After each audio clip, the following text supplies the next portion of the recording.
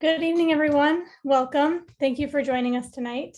My name is Marisa LaFleur, and on behalf of Harvard Bookstore, I'm very pleased to introduce this event tonight with Kristin Henning, presenting her book, The Rage of Innocence, How America Criminalizes Black Youth, in conversation with Premal Dharia. Again, thank you for joining us virtually tonight. Through virtual events like this one, Harvard Bookstore continues to bring authors and their work to our community far and wide. Every week, we'll be hosting events here on our Zoom account, including next Monday's talk by Jelani Cobb discussing his book, The Matter of Black Lives, writing from the New Yorker. As always, our full event schedule appears on our website at harvard.com/events, where you can sign up for our email newsletter and browse our bookshelves right from your home. This evening's discussion will conclude with some time for your questions. So if at any time during the talk you have a question for our speakers, you can click on the Q&A button at the bottom of your screen, and we'll get through as many questions as time allows. In the chat, I'll be posting a link to purchase The Rage of Innocence on harvard.com, as well as a link to donate in support of the series and our store. Your purchases and financial contributions make events like tonight's possible and help ensure the future of a landmark independent bookstore. So thank you for showing up and tuning in. In support of our authors and the incredible staff of booksellers at Harvard Bookstore, we sincerely appreciate your support now and always. Also, you may have noticed that there's closed captioning available for tonight's event. So if you are not seeing the closed captioning, you can click on the closed captioning button at the bottom of your screen, and you should be able to see the closed captions. Finally, as you may have experienced in virtual gatherings these last few months, technical issues may arise. If they do, we'll do our best to resolve them quickly. So thank you for your patience and your understanding. And now I'm so pleased to introduce tonight's speakers. Kristin Henning is the Bloom Professor of Law and Director of the Juvenile Justice Clinic and Initiative at the Georgetown University Law Center. Professor Henning served as the law school's Associate Dean for Clinics and Experiential Learning from 2017 to 2020. And from 1998 to 2001, she was the lead attorney of the Juvenile Unit at the Public Defender Service for the District of Columbia. In 2021, she received the Leadership Prize from the Juvenile Law Center. Her previous work on race, adolescence, and policing appears in several journals and books, and she is an editor and co-author of the anthology Rights, Race, and Reform, 50 Years of Child Advocacy in the Juvenile Justice System. Joining Professor Henning in conversation tonight is the Executive Director of the Institute to End Mass Incarceration at Harvard Law School, Premal Dharia. The two will be discussing Professor Henning's new book, The Rage of Innocence, which examines the long-term consequences of racism experienced by Black teenagers at the hands of police, the impact on their adolescent development, and the depth of police-induced trauma in Black youth. In a starter review, Publishers Weekly calls it copiously documented and passionately argued. This is a powerful and persuasive call for change. And Paul Butler, law professor at Georgetown University, writes that The Rage of Innocence is a lucid analysis from a brilliant scholar at the top of her game. It blesses readers with common sense solutions that provide hope that we can do better for our children and our democracy. We're so happy to have them both here with us tonight. Without further ado, I will turn the digital podium over to you, Kristin and Premal. Thank you so much. I'm so honored to be here and to be in conversation with you, Chris, on publication day, on release day. First and foremost, congratulations. And second, I want to foreground this conversation with my sort of biggest point of gratitude and recognition, which is that you said in your book, the quiet part out loud. Through a masterful book, which we'll discuss in much more detail, you weave together data, examples, reflections, and anecdotes to do just that, to reveal a structural truth that we don't talk about in that way. For that, we are, and generations to come will be, grateful. So I want to start our conversation with an anecdote from the book, the story of Eric. You describe the prosecution of Eric, a 13-year-old boy that you represented in court, a boy who had watched a movie in which there was a Molotov cocktail, who was curious and creative and attempted to mix together some products and create something of his own in his house, and who on that Saturday night put that project away, forgot about it, and forgot that it was in his backpack when he went to school on Monday morning. When he got to school and went through security, he was asked about it and he said, throw it away, as you described. Then a nightmare unfolded. He was pulled out of class, questioned, arrested, and charged. You contrast that story with a story of what a white mother told you in response to what she heard about Eric, that her son had done the same thing, had tried to make a Molotov cocktail and brought it to school. And when you asked her what happened to her son, she said that the school rearranged his schedule so that he could take a chemistry course. It's an immensely powerful story. It has haunted me since I've read it, and I think it will for a long time to come. So I start with that because it's so powerful, and I would love for you to talk to us about the context, to ground us a bit in why you start with a story like that and how that impacted the book. Yeah, thank you so much, Premal, one, for joining in this conversation. But yes, I mean, I think that is the right question. Like, why do I tell this book as a combination of stories and, research and data? And I gotta say, more than anything else, I wanted to ground this book in the lived experiences of Black children, right? This book is for and about Black children, and I wanted to make sure their voices were heard. And so opening the book with a story about Eric.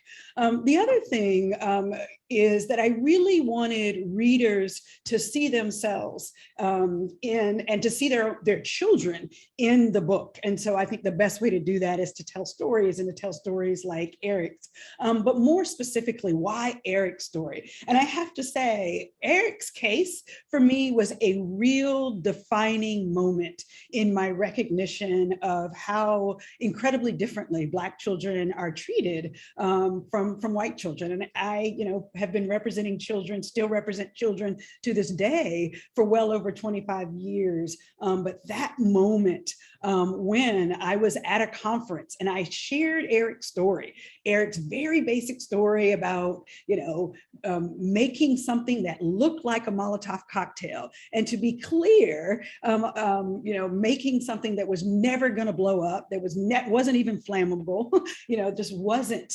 going to be by any stretch of the imagination a real Molotov cocktail. So I shared the story at this conference. A white woman walked up to me and she said, you know what, the exact same thing happened to my son. And they rearranged, as you said, his classes, and he was put in accelerated science classes. And for me, that story and what happened to Eric thereafter was a profound demonstration about how we see and treat Black children. Number one, it was about the presumption of guilt. He told the school resource officer that literally, that is nothing, that bottle is nothing, please feel free to throw it away. He wasn't even trying to claim it, but still this presumption of guilt, the refusal to give him the benefit of the doubts, as a child. That story was really powerful because it reminds us about the presence of police officers in schools and so much more. And so, I mean, Eric and I ended up spending 9 months in court. I say Eric and I because, I was representing him, but 9 months in court before his case was resolved. And so I just think it was a powerful way to open the narrative and set the stage for everything else that I really wanted to talk about in this book. I clearly couldn't agree more. I think it's the most powerful story. And it leads also to this sort of bigger question of what inspired the book. What inspired you to take these stories and this knowledge that you've gained from your role and make a book out of it? Yeah, I got to tell you. So, Premal, as a former defender too, it is really hard to be a defense attorney for as long as I have been and not want to blow up the whole system. Okay. But, I haven't been able to do that. So I keep representing kids and we keep fighting for reform. But I wrote this book really, hoping that I could educate folks and draw people into this fight. And the fight is the need to alter both the narrative about Black children, but also the ways in which we treat Black children. So I think the book was inspired definitely by Eric's story. That is like, it sat with me for years. It never left me, but also by the fact that I've been representing children for 25 years. And in that entire time, I've only represented 4 white children. That is mind-boggling. In a city, like DC, yes, it has a high percentage of African-Americans, but by no means, is it a city that is absent, void of white children altogether. And it's just not true that white children don't commit crimes. And so I am clear that, my, representation of only 4 white kids is really an intentional and sometimes collateral outgrowth of a larger structural framework. You used that word earlier. It's a structural framework that pushes Black children into the criminal legal system. And it starts with that historical narrative that Black youth are less than human, all the way back from the era of slavery, when Black children were treated as the property of others, to the civil rights era, right? With Emmett Till was lynched, really as a symbolic statement of the limits of Black adolescence, as a statement that, white America was not going to tolerate school integration. And to justify this type of brutality and dehumanization of Black children, lynch mobs and politicians intentionally portrayed Black children as violent and dangerous. And that is a theme that has continued really through the 80s, through the 90s, and to the point where we are today, that these ideas and these fears about Black children have become so deeply embedded, really, in society, that even the most egalitarian among us don't even realize how deep our biases are against Black children. It seems you mentioned this a little bit in your remarks just now about the sort of your role as a defender and sort of, the numbers being so incredibly stark. But it seems like your role as a public defender is important to address here because of the unique role that defenders play in both seeing and being able to convey some of these themes that you're describing, such as the reality of policing and policing in schools, right? The everyday violence of street encounters and harassment. Could you speak to that? How do you think it's shaped your view of things to have been a defender for so long? Yeah, I mean, it's the bird's eye view, right? Like, and to be clear, I think we as public defenders are the story keepers, right? We are the storytellers, and the story keepers, both inside and outside of the courtroom. And I think because we are so busy and, so overwhelmed often inside with our caseloads inside the court, that we often don't have time to tell these broader stories outside the courtroom. And so wherever we can and whenever we can, I really, I hope that we as defenders will have this opportunity to tell these stories. And I think that the National Juvenile Defender Center and Gideon's Promise has really organizations that have really done that well, telling the stories. But we also, as defenders, have to be careful ourselves, right? Not to get caught up and complicit in a system, a judicial system that was designed to control Black children. And we have to demand greater resources for defense attorneys so that every child has adequate and competent and zealous defense counsel. And we have to explicitly, and we as defenders have to explicitly and persistently challenge racial injustice wherever we see it in our cases. But I would really be remiss if I did not say, though, that defenders alone are not going to solve this problem that we're talking about, right? This problem, this criminalization of Black children is both cultural and, again, structural. Culturally, it's about the harmful narratives that we perpetuate, that we've already talked about. And structurally, it's about the laws, it's about the policies, the institutional structures, the practices, all of which really work together to privilege some children and disadvantage others. So I want to dig in a little bit more on that structural piece that you just described. A framing thing. You weave in and out of talking about children throughout the book in ways that might be familiar to a broad audience, right? That are evocative. You describe sentimental feelings about children generally, how they act and how we forgive, right? This is a theme that you weave throughout. And then you specifically name Black children and you talk about some of the specific differences. in some of our behaviors, our social behaviors, and our policies and our laws. And this is a theme throughout, and it's so evocative the way that you frame it. It's very powerful. Could you tell us how you developed some of those themes, with regard to those sort of sociocultural norms? Yeah, I mean, it's absolutely, structural racism is perpetuated through the norms, of society. And really, I love that you use the word, evocative, because I mean, truly, that was my whole point. The number one goal was to evoke feelings of normal adolescence. I wanted each and every one of us to remember what it was like to be a child, right? Remember what it was like to raise a child. And what did we want to do? We wanted to play in the park. We wanted to hang out with friends. What did we do as teenagers? We challenged authority. We tested limits, right? We experimented, right? Maybe with drugs, maybe with sex, whatever it was. All of this is normal, healthy adolescent behaviors, right? And this is how young people become independent, assertive, creative, how we become healthy social beings, right? So, but then, as you say, what I was trying to do is to evoke those feelings of normal adolescence and then call to mind for some to introduce altogether for others that many Black children are denied these basic freedoms and the basic necessities of healthy adolescent development, right? So when Black children are treated as a threat, like Tamir Rice when they play in the park, or treated like a gang when they hang out with their friends, like all of us did, right? And so I really wanted readers to see that, right? And to see that disparity, that denial of normal adolescence in these stories, and to understand just how much harm we are doing to Black children. And then I would say this notion of evocative, right? Like I wanted them to feel the pain and the trauma that Black children and their families experience when, Black children are stopped, frisked, arrested, and even shot.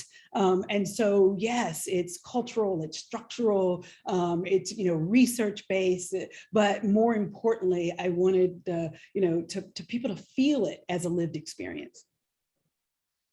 The feelings leap off the page. I mean, I really can't say enough how powerfully I felt them. So related to that, you just mentioned Tamir Rice, you weave throughout the book, you weave high profile stories that many people might be familiar with, like his, with ones that you encountered in your daily practice, in your daily, work. How did you approach that balance and kind of merging different types of stories? Yeah, that's a great question, because that was hard. It was very hard. And I'll tell you, I did not want to tell a whole lot of stories that everyone had heard already. And I didn't want to tell a lot of stories which people would say to me, oh, that's just an outlier. Right. That's just one, case that, everybody, isn't, every police officer isn't that way. And that's true. But, I really wanted to do two things. To dispel this notion that this was an outlier problem, and to get away from just repeating stories that we heard. So I did two things. One, I wanted to retell some of those stories with new information.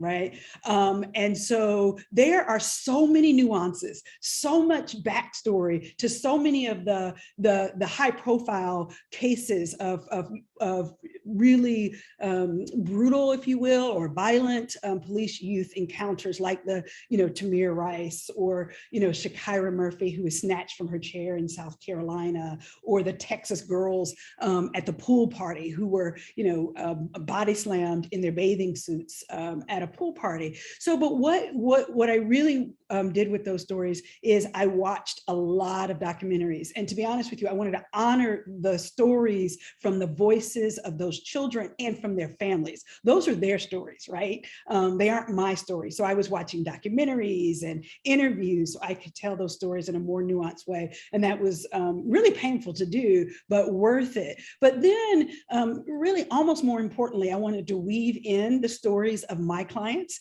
25 years worth of representing Black children in the District of Columbia to show that this is still happening today and that it's not outliers, that the trauma that I'm talking about, the criminalization that I'm talking about happens every day with young people. I also really wanted to make the point that when we talk about criminalization and trauma, I am not just talking about physical violence, physical brutality by police officers, but I'm also talking about the trauma that is associated with living in day-to-day a heavily surveilled neighborhood with police officers who ask young people, where are you going? Where are you coming from? Lift your shirt so I can see your waistband and see that you're not carrying a weapon.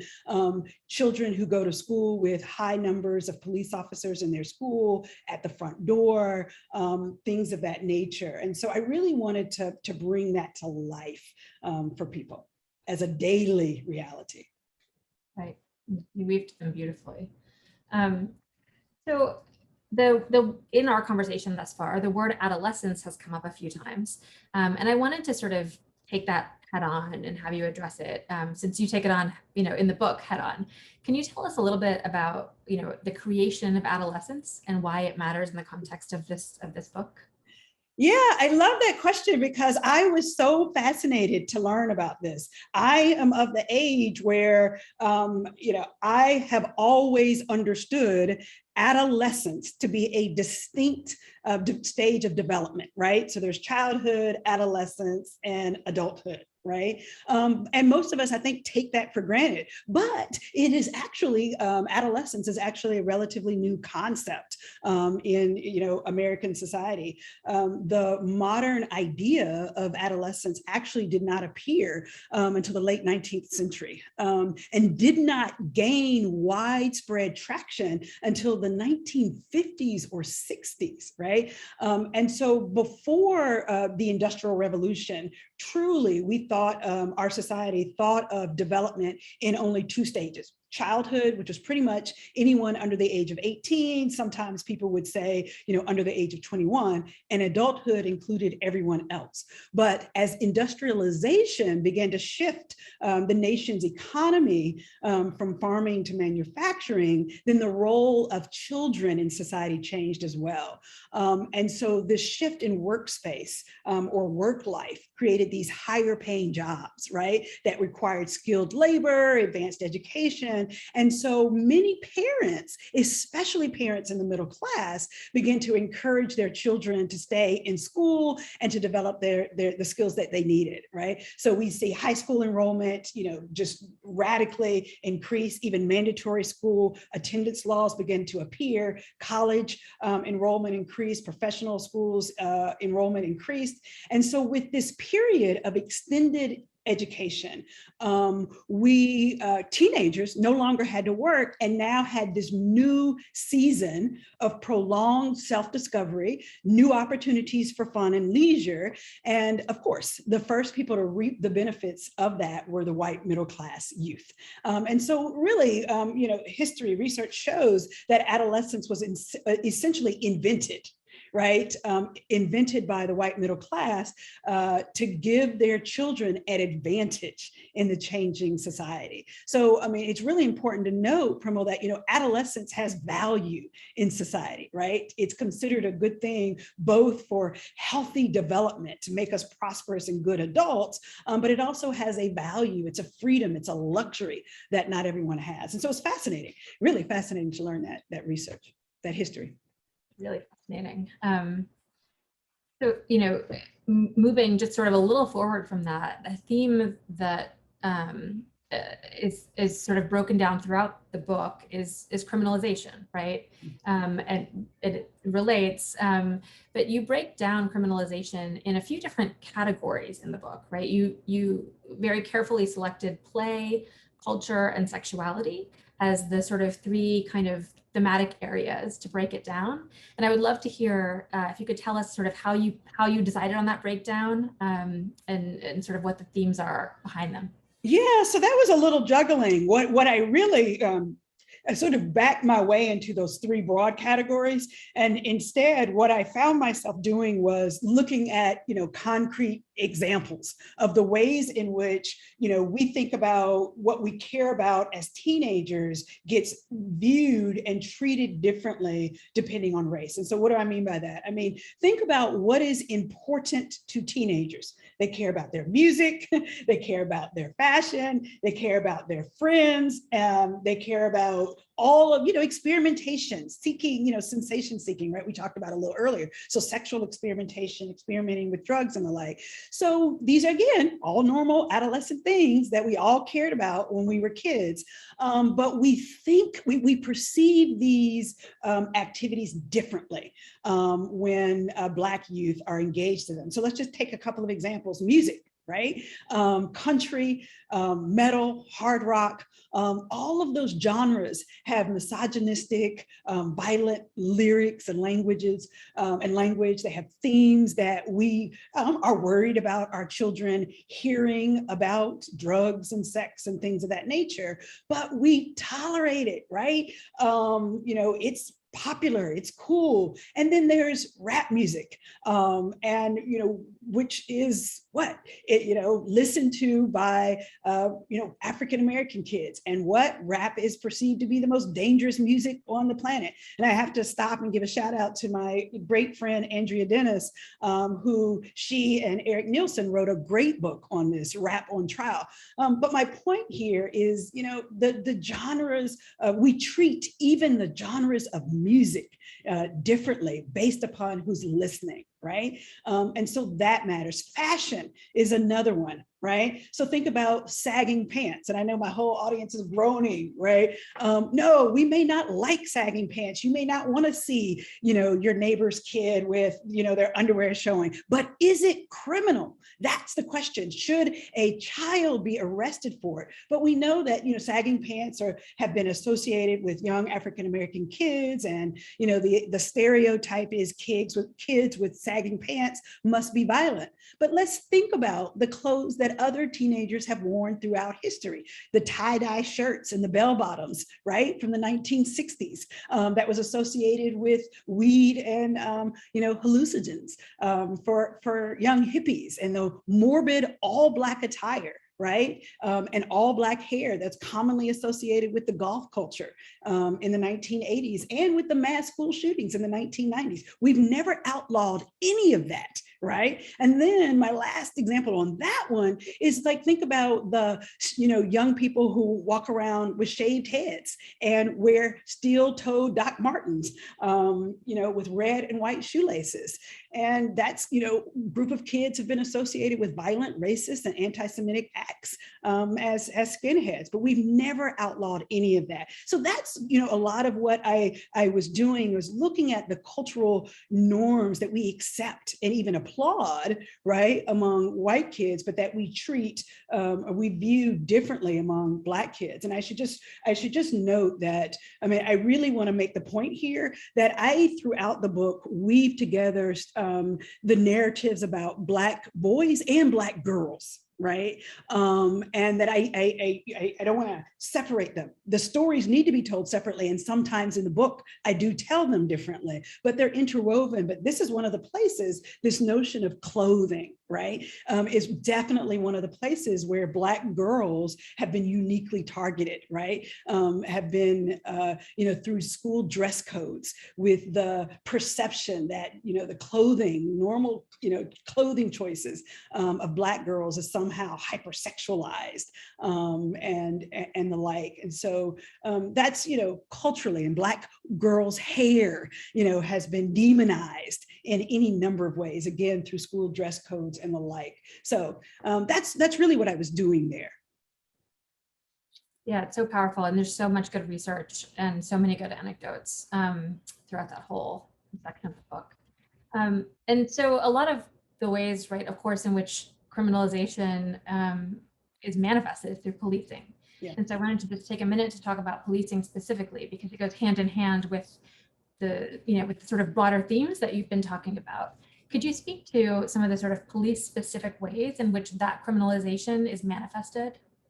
Yeah, and I really appreciate, because you're pulling out the policing piece, and I think it's important to make the point that the book as a whole is about the criminalization of Black children, right? Which is, we've already said cultural, we've said it's structural, but right sort of in the middle of the book, I really zero in on the policing in particular as just one of a part of the larger whole. And I talk about policing in a number of different ways. I talk about the hyper-surveillance of children by police, Black children by the police on the street. I talk about police in schools. I talk about use of force. And then I'll say, a word about, policing as proxy, right? The ways in which traditional law enforcement practices actually sanction civilians to treat Black children as criminals. So, I could talk for days, and people ask me a lot about schools, so I'll say maybe the least there's a whole chapter devoted just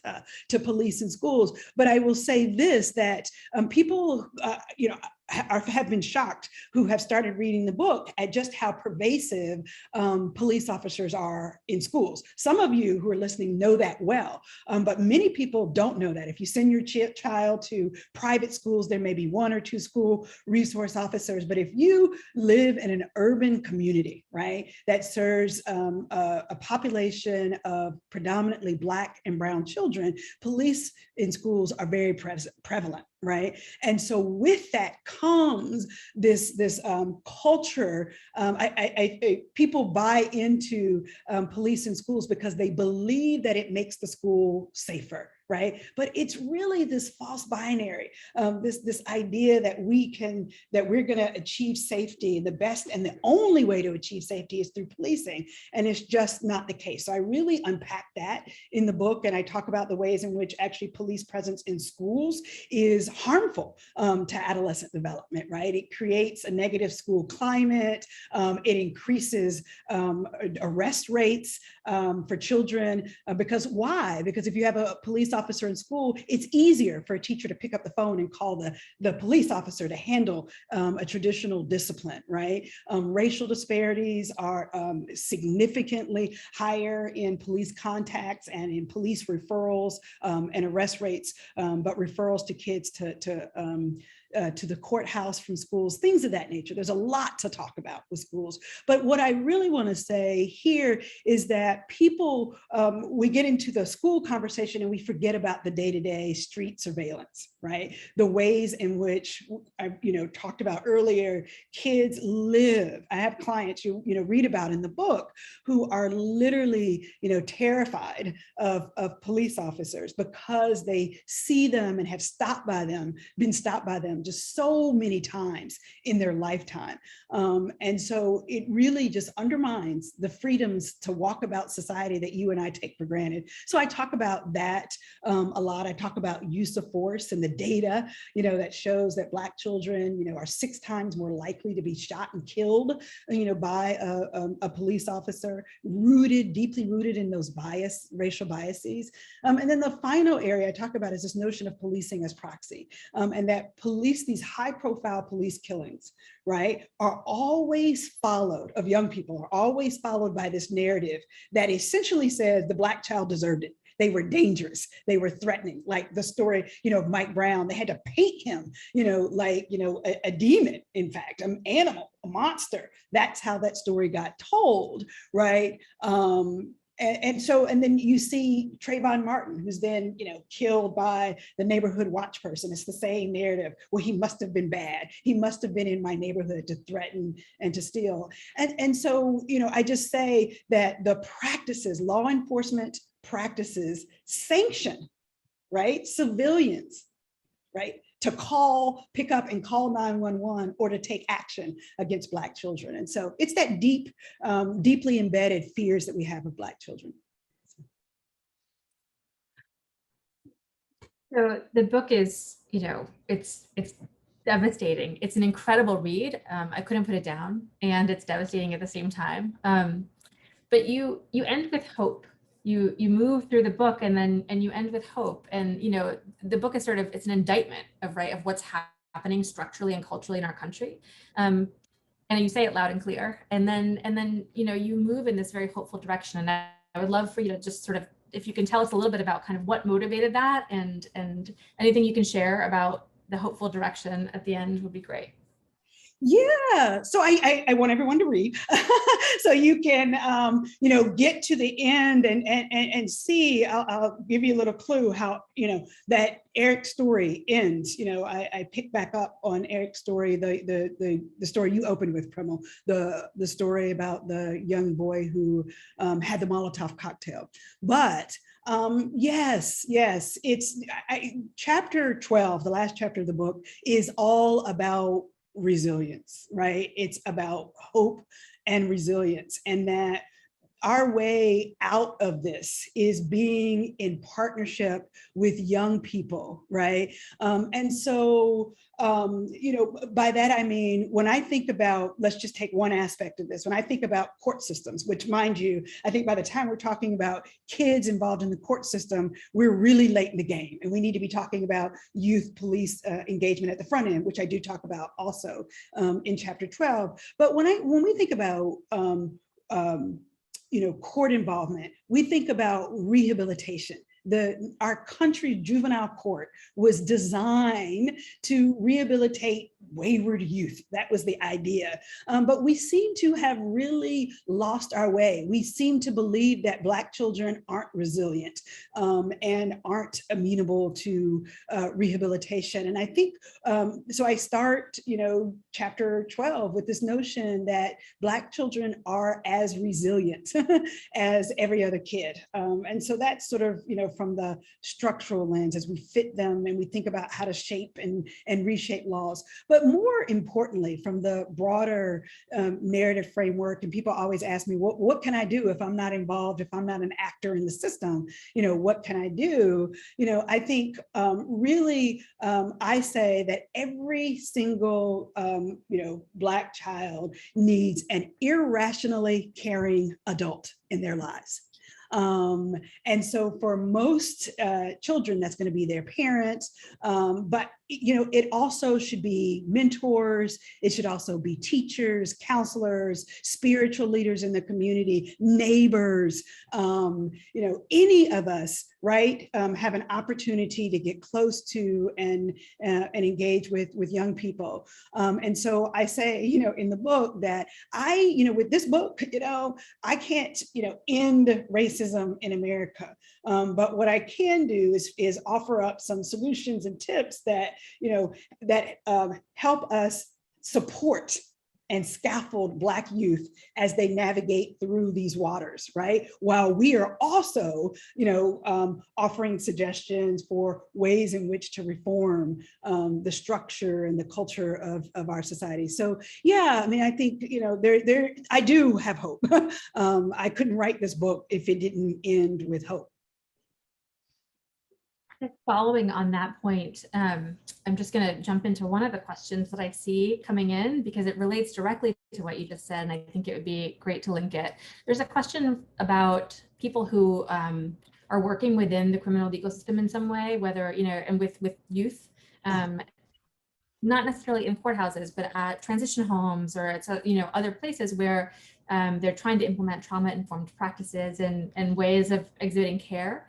What are ideas or suggestions that you might have for people who are kind of in those roles to resist the hyper surveillance and criminalization, those cultural norms that you're talking about that have really, pervaded everything, including the system.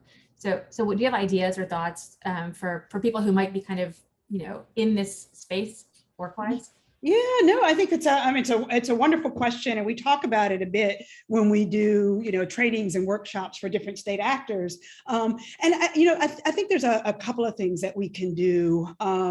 One is really creating a safe space for young people to talk openly and honestly about those experiences and how they see themselves perceived. In other words, kids are watching, right? And they can see and feel the bias and the discrimination and the oppression, and it sits on them as trauma, right? So can I have an open and honest conversation about what does it look like day to day to ride public transportation transportation, to walk into school, to be called into court, to engage with a police officer, to enter a convenience store, right? Really just, with psychologists on staff, let's just say, right?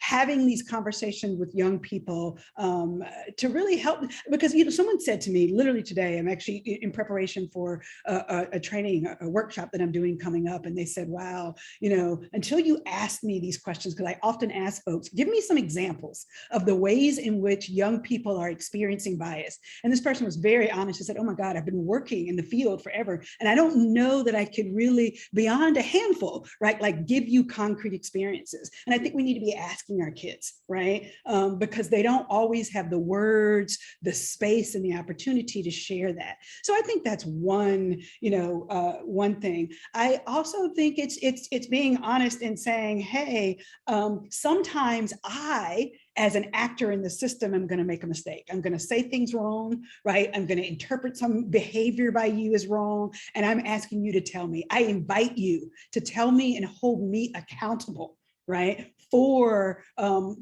how you see me, or how you think I perceive you, if I'm hurting you or harming you. So I think those are two suggestions in that regard. Yeah, that's great. Thank you. I wanted to sort of address the idea of change, right? And about the sort of the righteous anger and resistance and acting for change that can come from the learning that we can do in reading your book, right? I learned so much. We could all learn so much, and it can be very inspiring and motivational. So much of good organizing and activism comes from turning personal pain into political action, right? And you in particular describe Washington, D.C. and the movement work here of youth activists. There's Black Swan Academy, and there are many others as well. Could you talk a little bit more about the importance of youth activism as you see it? Absolutely. Wow, I wish I could remember what year it was. I want to say it was like 2015. I will never forget. The advocates, the adults, right? We were mounting an attack, if you will, against some we thought really bad legislation that was coming down the pike in Washington, D.C. Among many things in that bill would have been making youth records, juvenile court records public. And so we, got all the advocates together, from the housing community, the abuse and neglect community, defender offices. And, we mounted this campaign to go to City Hall and to testify against this legislation. And some of our grassroots partners said, you know what, we've got to go get the kids. And I got to tell you, sitting in city council that year, and literally 300 children showed up and just testified, one by one. It was supposed to be a one-day hearing, probably was supposed to be a half-day hearing. The thing lasted 2, maybe 3 days of just kids coming in and testifying. So that was my first real introduction to youth activism, on the ground. But then when I started doing research, there's actually really great research on how healthy, activism is for young people in terms of, democratic engagement. It's healing in a way because it allows young people to name their traumas and to identify solutions, to be a part of the solutions to the problem. And so indeed, I'll say, you mentioned Black Swan Academy, shout out to Samantha Davis, who is the leader of that organization with the young girls. It's organizations like Black Swan Academy that lead and are leading the police-free schools movement all across the country. Right? It's the young people. And I got to say something about, policing in schools. So even the students in Parkland, remember? So after the shooting in Parkland, yes, they wanted their school to be safe. They want their school to be safe. But so many of those students came out and said, but let's be clear, I don't need you to come to school and bring more police officers to make us safe. We're not going to police our way out of, a mass shooting in the future. So I just have to say that youth activism is powerful. And I think one of the things that I say in the book is literally, if you want to know how to fix this problem, if you want to know how to help Black children, then ask them. Right? Ask them, create a seat at the table for Black children to show up and participate. And when Black children speak to you, let's say, or any child for that matter speaks to you in language or in a tone of voice that you as an adult might not appreciate, or they don't deliver the message in quite the way you would, that we have to be patient and we have to listen and we accept them on their own terms. So yeah, I love that question about activism. It's really important. It's a real call to action in your book. So I was thinking about digging into a couple of these questions. We have a bunch of questions from people in the audience related to the question about people who work in the criminal legal system or around it. There's some questions about people who work in schools and who are, overwhelmed, swamped, right, overworked, and are trying to figure out how to implement trauma-informed practices, how to provide the kind of care that you were describing, right, earlier. Do you have any thoughts about that? Yeah, I mean, first of all, half the battle is asking that question, right? So the person's asking the question recognizes that there are alternatives, right? So how, if I am overwhelmed and the like, and I gotta say that a lot of this has got to be at the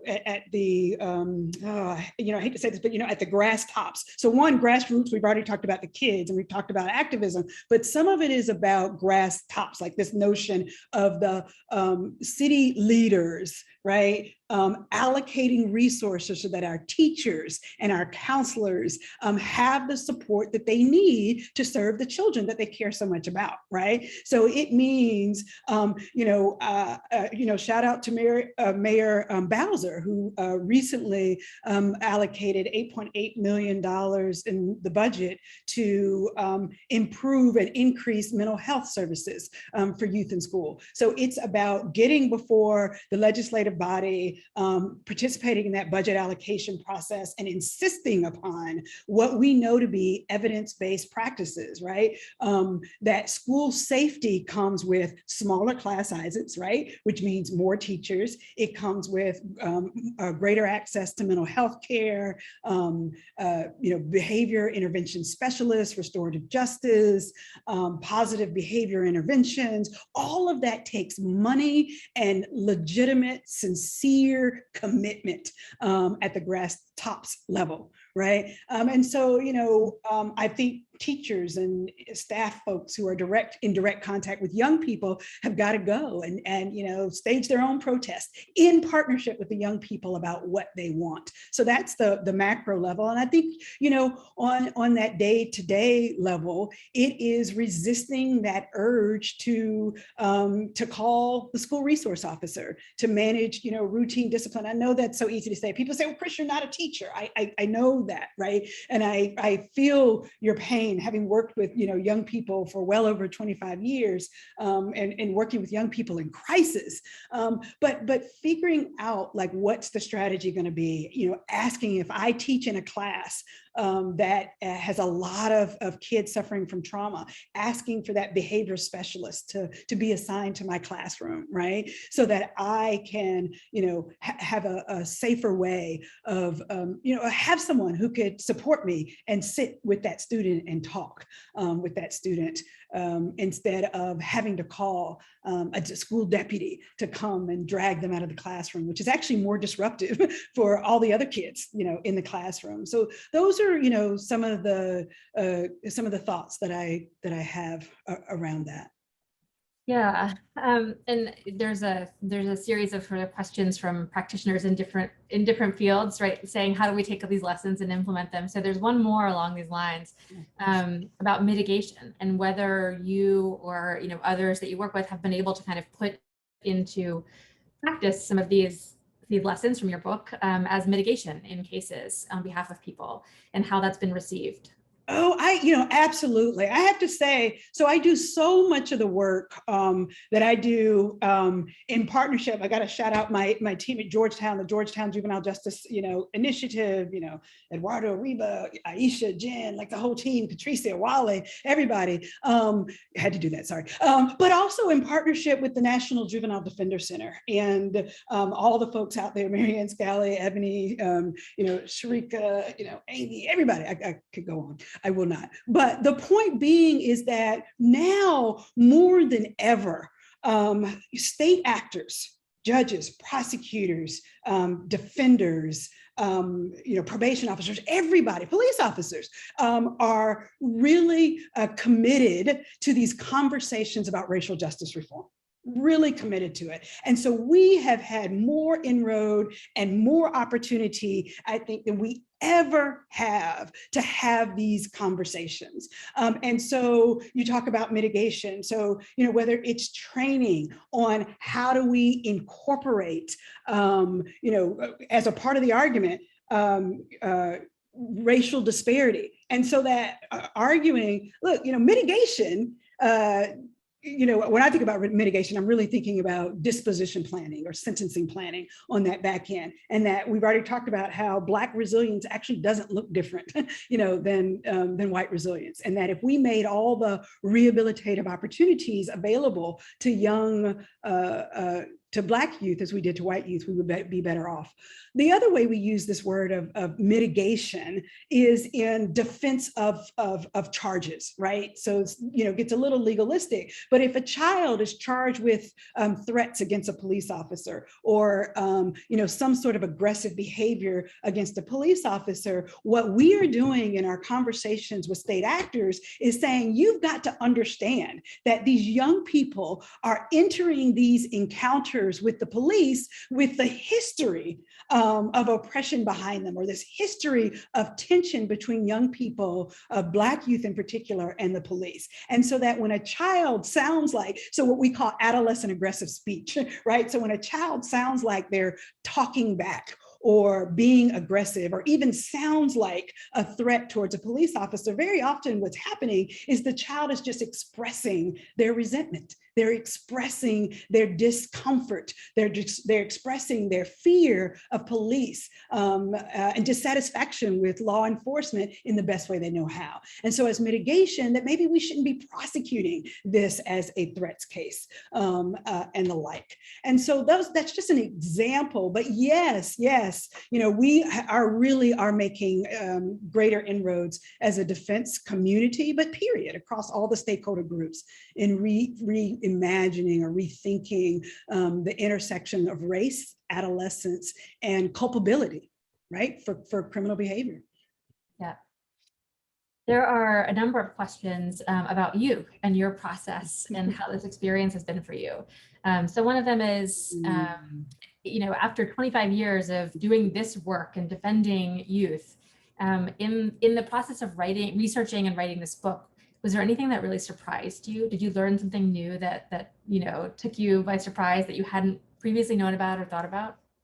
Yeah, I think so. So look, if we're honest with ourselves, as defense attorneys, I've been, and other practitioners who work side by side and directly with young people, in a lot of ways, we live through our clients, right? Their experiences, right? And so I have always felt the pain of my children and their families. I have had many nights, crying with children and their families and their parents. But at the same time, I go home at night, right? And I have a little bit, of a buffer. And I think writing this book forced me to go back and sit with all of that trauma in a different way.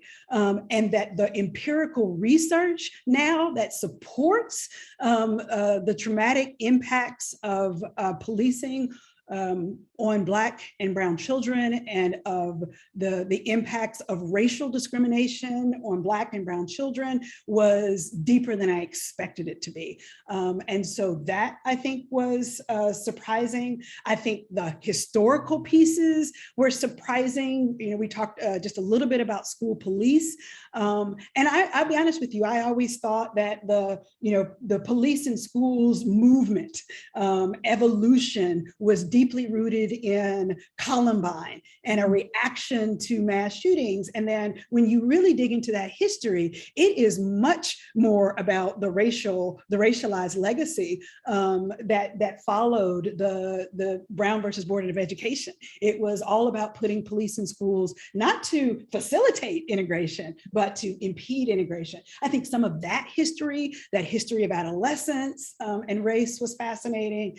So there was a lot, I think, that was in here. And I'm going to just take the privilege because I see this person, somebody else asked a question similar to that one about, were there any emotional moments in writing the book? There were a lot. There were a lot. So people who walked this process with me, Jill Morrison and Rose and Kurt Gaskins, I mean, I lost many nightmares, reliving some of these stories, watching the parents, of Trayvon Martin, of Tamir Rice, because like I said, I wanted to hear their voices, really mattered to me. And so a lot of tears, a lot of pain. It took a long time to write some of those chapters. Chapter 11 is the chapter that was by far the most painful for me. It was the Black family in the era of mass incarceration was horribly painful, but I needed to sit there so I could really feel what my clients were living with, and some of my own personal story also. There are very few Black families today, I'll just say it, who are not personally impacted by the criminalization or the criminal legal system, and my family is no exception. So some of that is there as well. Thank you for sharing with us, Chris. If there are a couple of other questions, and I don't know if there are any that are jumping out at you in particular. There are a couple of questions about girls and women, you mentioned that sort of distinction earlier and making sure to call it out in particular, but if there are particular themes there that you wanted to kind of highlight about some of the particular issues facing young women and girls in the context of your book, that'd be great.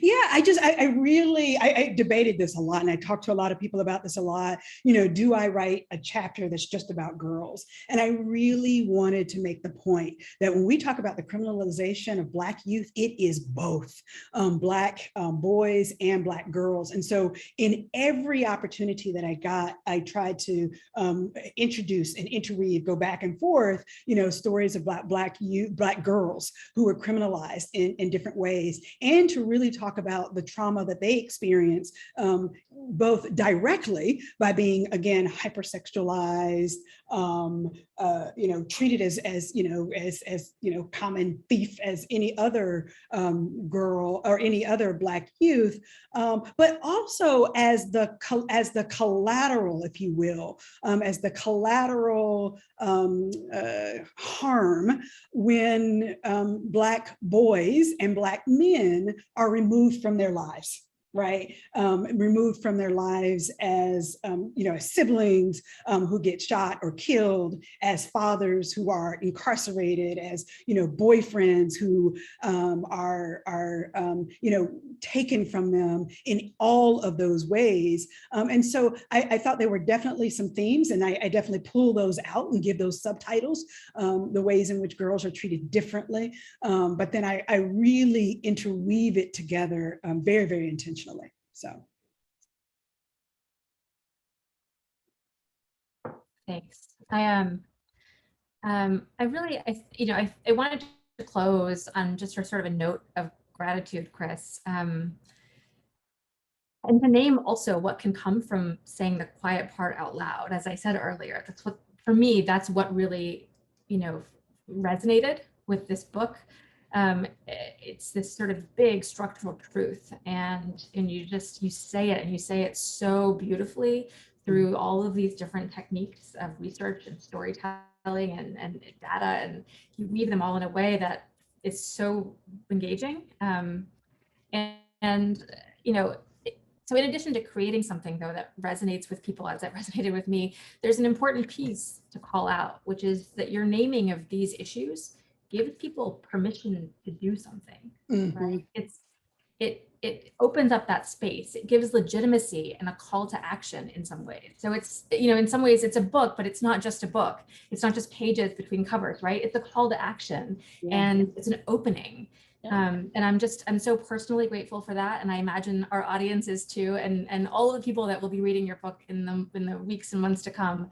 So I just wanted to say thank you for that. And thank you so much for allowing me to be part of this conversation with you. I'm so honored and just thrilled that this book is in the world now. Thank you so much, Premal. I really, really appreciate you and your new institute to End Mass Incarceration and all the work that you will do. So I always say, look, you know, America's obsession with incarcerating Black folks starts with the children. And so that's very much a part of this work. And so thank you. And thank you to Harvard Bookstore for having us to start off this string of conversations that we're hopefully going to continue to have. Thank you. Thank you both so much for being here and for having this really important conversation. Thank you to everyone in the audience who came to join us tonight. And you can learn more about this book and purchase The Rage of Innocence at the link that I've posted in the chat. And on behalf of Harvard Bookstore, I just want to say thank you again for joining us. Have a good night, and please keep reading. Bye. Bye. Bye.